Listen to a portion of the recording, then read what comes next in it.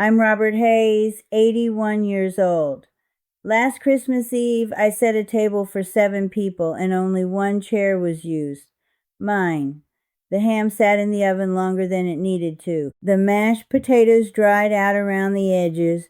The gravy cooled in the little boat my late wife loved so much.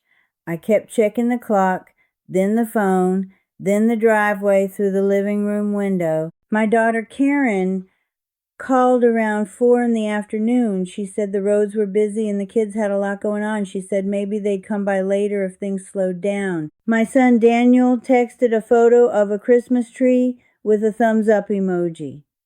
That was the whole conversation. I sat down at the table anyway because the food was ready and it didn't feel right to waste it. Halfway through the meal, I realized I was chewing without tasting anything. The house was quiet in that strange way houses get when you're waiting for people who never arrive. You start hearing things you normally don't notice. The ticking of the clock, the hum of the heater, the faint creak of the floorboards when the wind moves the walls. I remember sitting there thinking something that scared me a little. When did I become someone my own children only visit out of obligation? I had raised 4 of them, 4 loud, stubborn, wonderful children who once filled this house with noise. There were years when I would have given anything for 5 minutes of silence. Now I had more silence than I knew what to do with. I showed up for everything when they were growing up. Baseball games that started before sunrise, school plays where they forgot half their lines, parent-teacher meetings where the teachers always said the same thing. Your son talks a lot. Your daughter is very energetic. I worked 38 years as a mechanic at a small garage outside town. My hands still carry the proof of that life. Little scars across the knuckles, nails that never quite look clean no matter how much you scrub them. But the work never bothered me. I did it because there were mouths to feed and kids who needed shoes and school supplies. I believed something simple back then. I believed that if you showed up for people when they were young, they would show up for you when you were old. Life doesn't always follow that script. At first I told myself it wasn't personal. Everyone has busy lives. My kids had careers, children of their own, bills, responsibilities. I understood all of that. I wasn't expecting daily phone calls or long visits every weekend. I just wanted something small that told me I still existed somewhere in their world. A quick call, a short visit, maybe a random Tuesday afternoon where someone stopped by just to sit and talk. So I did what every well-meaning article about aging parents tells you to do. I reached out. I called on Sundays because that felt like a reasonable time. Sometimes Tuesdays if something reminded me of them. Sometimes Fridays just to wish them a good weekend. Most of those calls went to voicemail. When they did answer, the conversations felt rushed. I could hear dishes clinking in the background, or traffic passing by, or keyboards clicking. I would ask about the grandkids. They're good. How's school? Busy. How's work? Same as always. Conversations that lasted 4 minutes, but somehow left me feeling more alone than before the phone rang. After a while, I started keeping the calls shorter so they wouldn't feel trapped. I'd say goodbye first. I'd tell them I didn't want to keep them. Then I'd sit there staring at the phone after the call ended, wondering why I felt like I had just apologized for existing. I tried being useful next. I mailed birthday cards with small checks inside. I sent toys for the grandchildren whenever I saw something that reminded me of them. A little toy truck, a puzzle, a coloring book. Sometimes the kids thanked me weeks later. Sometimes they didn't mention it at all. I started imagining the packages sitting unopened near their front door, mixed in with delivery boxes and junk mail. One afternoon I drove 40 minutes to my daughter Karen's house with a pot of homemade soup. I told her I was in the area, which wasn't exactly true. She opened the door, took the soup, thanked me politely, and said they were heading out to a birthday party. I stood on her porch for maybe 2 minutes. That was the whole visit. Driving home that day felt heavier than any long trip I had ever taken. I kept asking myself why. I kept putting myself in situations where the answer was always the same. Eventually, I planned a family dinner. Nothing fancy, just burgers on the grill and everyone together like the old days. I gave them 3 weeks' notice. The day came. I cleaned the house, set out chairs, bought extra soda for the grandkids. Karen said something came up with one of the kids. Daniel said he'd try but wasn't sure. My youngest son, Mark, said he might stop by after work. No one came. I ate one burger alone at the kitchen counter and wrapped the rest in foil for the freezer. That night, I realized something uncomfortable. I had spent years trying so hard to stay part of their lives that I had accidentally made myself easy to ignore. I was the one who always called first, always reached out, always made the effort. They didn't have to miss me because I never gave them the chance. One afternoon, a strange little moment changed my thinking. I was sitting on a bench in the park near my house when a boy named Lucas sat beside me.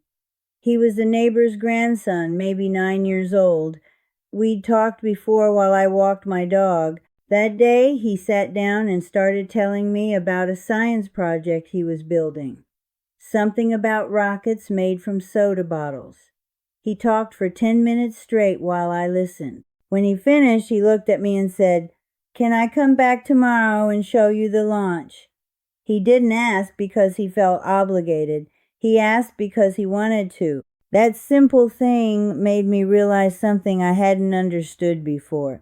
People stay where they feel free to choose. They don't stay where they feel pressure. My children weren't cruel people. They were just used to me always being there, always reaching out, always available. So I decided to try something that felt terrifying at the time. I stopped calling, not because I was angry, not because I wanted to punish anyone. I just couldn't keep pretending the effort was shared when it wasn't. The first week was quiet. Then another, then another. No calls, no texts, nothing. Part of me wanted to grab the phone and go back to the old routine just to hear a familiar voice, but I didn't. About 5 weeks later, my son Daniel called. He said, "Dad, I realized I haven't heard from you in a while. Everything okay?" I told him I was fine. He paused for a moment and said, "Can I come by this weekend?" He showed up that Saturday with his kids. They stayed for 2 hours. We talked about ordinary things like the weather and work and the kids' school projects, but something felt different. It didn't feel like a visit squeezed between errands. It felt like a visit he chose. After that, Karen called and asked if I wanted to have lunch sometime. Mark came by and helped fix the old fence in the backyard. The visits didn't suddenly become perfect. Life is still busy for them. Weeks still pass sometimes without calls. But now when they come because they want to. And while all that was happening, something else changed too. I stopped waiting for them to fill the empty spaces in my life. I started filling them myself. I joined a small fishing group that meets by the lake every Wednesday morning. I started volunteering at the local library, fixing broken chairs and loose shelves. I take long walks through the neighborhood every evening just before sunset. My life became full in quiet ways I hadn't expected. And strangely enough, the less I needed my children to fix my loneliness, the more they seemed to want to be around me. That experience taught me something important about getting older. People can love you and still forget to show up. But when you stop chasing attention and start living your own life again, something shifts. Sometimes they notice, sometimes they come back. And even if they don't, you discover that your life can still be meaningful without waiting by the phone. So, if you find yourself sitting in a quiet house wondering where everyone went, let me leave you with 3 thoughts that helped me. 1, stop chasing attention that isn't freely given. Constantly reaching out can make people forget how it feels to miss you. 2, fill your own life again. Find people, hobbies, and routines that bring you real connection without pressure. 3, remember that your worth was never measured by how often your phone rings. I'm 81 now, and my house is still quiet most evenings, but it's a peaceful quiet now, not a lonely one. And when my children do walk through that front door, it feels like something real again. Not obligation. Choice. I remember the first few weeks after I stopped calling my children. People think the hardest part is making the decision. It isn't. The hardest part is sitting inside the silence that follows. The first Sunday felt strange. For years, Sunday afternoon had been my routine. I would sit in the living room with the phone on the small table beside my chair. Around 3 o'clock, I would start dialing numbers. Karen first, then Daniel, then Mark. Sometimes the calls went well. Sometimes they were quick. But the ritual made me feel like I still had a place in their lives. That Sunday, I didn't pick up the phone. I kept looking at it anyway. The habit was so strong that my hand moved toward it without thinking. I'd catch myself halfway through the motion and pull my hand back like the phone might bite me. The house felt louder than usual, even though nothing had changed. The refrigerator hummed. The pipes ticked when the heater turned on. Every sound reminded me that no one was calling. By the second week, the silence started messing with my head. I began questioning everything. Maybe they were busy. Maybe something happened and they needed me, but didn't know how to reach me. Maybe they thought I was upset. It's amazing how quickly your mind starts inventing reasons to break your own decision. More than once, I picked up the phone and stared at Karen's name in my contacts. I almost pressed the call button, just to hear her voice, just to prove the distance wasn't real. But something stopped me. It was a memory of every rushed conversation, every voicemail that never got returned, every visit that lasted 5 minutes because they were on the way somewhere. I realized something important during those quiet evenings. If I went back to calling first, nothing would change. The pattern would continue exactly the same. So I waited. Waiting is not passive the way people think it is. Waiting takes discipline. It takes the ability to sit with discomfort without running away from it. Around that time, I started walking every evening. There's a small park about 10 minutes from my house. I had driven past it for years without really noticing it. After my wife passed away, I didn't spend much time outside. The house felt like the only place that still held pieces of my old life. But walking helped. The first few evenings I barely noticed anything around me because my mind kept drifting back to the phone. Then gradually I began seeing small details I had missed before. The way the sun settles behind the trees around 6 o'clock. The sound of kids playing basketball near the corner of the park. The smell of someone grilling dinner in a backyard nearby. Those walks didn't fix the loneliness overnight, but they made it quieter. One afternoon during one of those walks, I ran into the same boy from the park again, Lucas. He was dragging a red wagon behind him filled with soda bottles and duct tape. I asked him what he was building this time. Rocket launcher, he said proudly. He talked for a while about how the pressure worked and how high the bottle might fly. I didn't understand half of the science, but I listened. At the end, he said, "You should come watch tomorrow." That invitation felt different from the way adults invite each other to things. Kids invite you because they actually want you there. The next day I showed up. The rocket didn't go very high, maybe 20 feet. But Lucas celebrated like it had reached the moon. Standing there in the park watching a plastic bottle spin through the air made me realize something I had forgotten. Life keeps happening even when your family isn't around. There are still small moments waiting for you if you step outside your routine long enough to see them. Around the 4th week after I stopped calling my children, my days had begun to settle into a new rhythm. Morning coffee by the kitchen window. A short walk after lunch, reading in the afternoon, sometimes helping the librarian down the street fix little things around the building. I wasn't suddenly busy in a dramatic way, but my life felt less like it was on pause. And here's the strange part. The less I focused on whether my children would call, the less painful the silence felt. That's when something unexpected happened. One Wednesday afternoon, my phone rang while I was in the garage cleaning old tools. I almost didn't hear it. When I looked at the screen, it said Daniel. For a moment, I just stared at the name. My first instinct was to answer immediately. The second instinct was to wonder why he was calling. I picked up. He said, "Hey, Dad, I just realized something." "What's that?" I asked. "I don't think we've talked in a while." I told him I'd been keeping busy. There was a short pause on the other end of the line. Then he said something that surprised me. "I was thinking maybe the kids and I could come by this weekend. They've been asking about your dog." The conversation wasn't long, maybe 6 minutes. But when the call ended, I noticed something different about how I felt. I wasn't relieved in the desperate way I used to be. When someone finally answered my calls, I was calm, because this time the call hadn't come from my effort.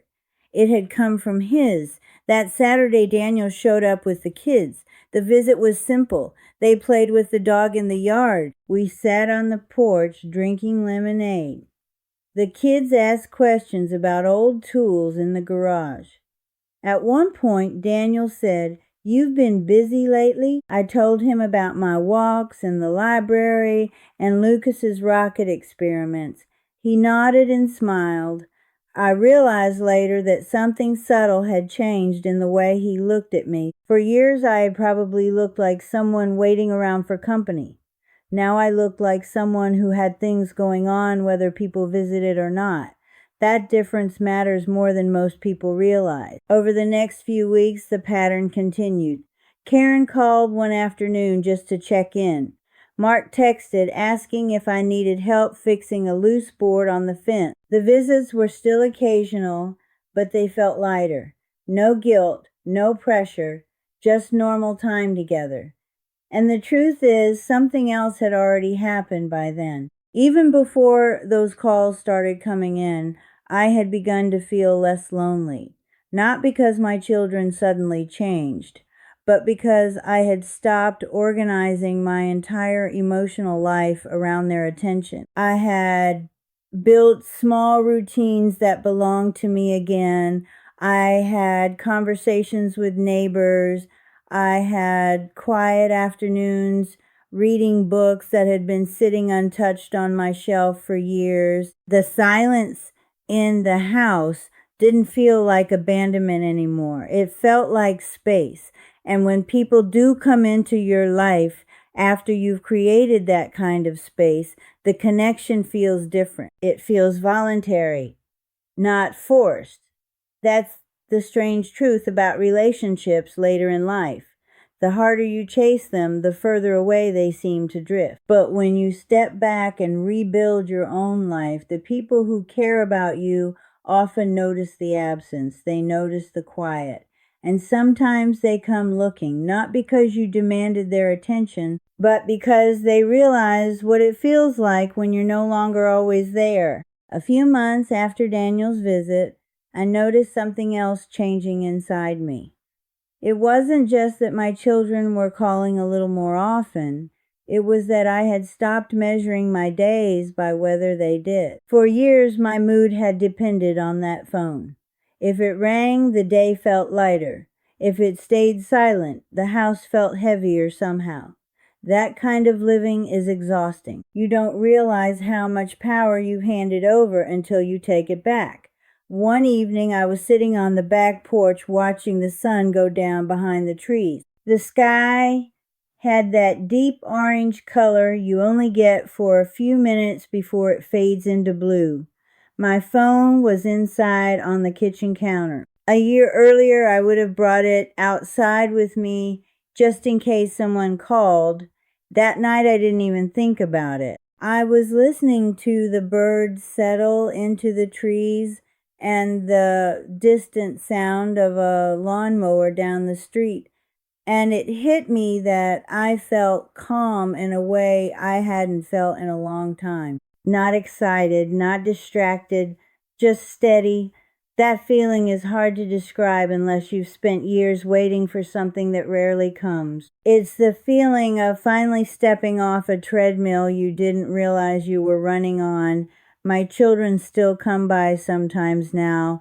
Karen stops in with the grandkids every few weeks. The kids run through the house like they own the place, opening cabinets and asking for snacks. I pretend to complain, but secretly I enjoy the noise. Daniel calls on Sunday evenings more often than he used to. Not every week, but often enough that it feels natural. Mark drops by whenever something in my yard looks like it might break if someone doesn't fix it. The visits are imperfect. They don't follow a schedule, but they feel real because they're not happening out of obligation. They're happening because someone decided they wanted to come, and that difference changes everything. One afternoon, Karen asked me a question while we were sitting in the kitchen. She said, "Dad, why did you stop calling for a while?" I could have said a lot of things in that moment. I could have told her how lonely I had been, how many evenings I sat staring at the phone, how many times I drove home from short visits wondering what had changed between us. But instead, I said something simpler. "I figured you all had busy lives. I thought maybe I should focus on mine too." She nodded slowly like she understood more than I had said out loud. That conversation ended there. But something about it seemed to shift the air between us, because when you stop presenting yourself as someone who needs constant attention, people start seeing you differently. They see you as a person again instead of a responsibility. I don't blame my children for the years when things felt distant. They were building their own lives the way I once built mine. When I was their age, I was working long hours, paying bills, worrying about raising 4 kids. I probably didn't call my own parents as often as I should have either. Time moves faster in the middle years of life. You wake up one morning and suddenly a decade has passed. Understanding that doesn't erase the loneliness older parents sometimes feel. But it helps you see that neglect is not always cruelty. Sometimes it's just distraction. That's why the most important thing I learned during those quiet months had nothing to do with changing my children. It had to do with changing my own expectations. I stopped trying to prove that I still mattered. I stopped arranging my entire life around the possibility of someone visiting. Instead, I focused on things that gave my day structure again. I joined the small group at the lake that meets early on Wednesdays to fish. None of us catch much, but we talk for hours about everything from politics to the best way to cook catfish. I helped the librarian repair old furniture in the reading room. The chairs in that place have been wobbling for years. I walk through the park most evenings and sometimes watch Lucas launch his latest rocket experiment. None of those activities are dramatic. They won't make the news, but together they built something I had been missing, a life that belongs to me. And once you have that again, something surprising happens. You stop needing other people to fill every empty space. You start enjoying their company when they come without feeling wounded when they leave. One night a few weeks ago, the house was quiet again. Karen had visited earlier that day with the kids. They left behind a mess of crayons and cookie crumbs on the kitchen table. I was wiping the table clean when I realized something. For the first time in years, I wasn't worried about when the next visit would happen. I was simply grateful for the one that had already happened. That's the kind of peace you can't force. It only shows up when you stop trying so hard to control everything. If someone listening to me right now is sitting in a quiet house wondering why their children don't visit as often as they hoped, I want you to understand something. Your value does not shrink just because other people are busy. You are still the same person who raised families, solved problems, worked jobs, and carried responsibilities for decades. Those years didn't disappear just because the house is quieter now, and if the phone doesn't ring for a while, it doesn't mean you've been forgotten forever. Sometimes people only realize your place in their lives after they notice your absence. But even if that moment never comes, your life can still be full. Because the truth about getting older is this: the world becomes smaller only if you stop stepping into it. There are still conversations waiting to happen, still mornings worth waking up for, still quiet evenings where you can sit on your porch and watch the sky change colors. I'm 81 now. I don't expect my house to be as loud as it was when 4 children lived here. But I no longer feel like I'm waiting for life to return. Life never left. I just had to remember how to meet it again. So if you take anything from my story, let it be these 3 simple thoughts. 1. Stop chasing attention that has to be forced. The people who care will notice your silence eventually. 2.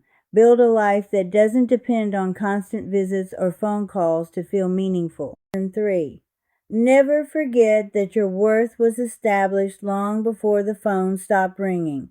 These days, my house is still quiet most nights, but it's a peaceful quiet now. And when the doorbell rings or the phone lights up with one of my children's names, it feels like a gift instead of something I begged for. That difference makes all the years ahead feel a little lighter.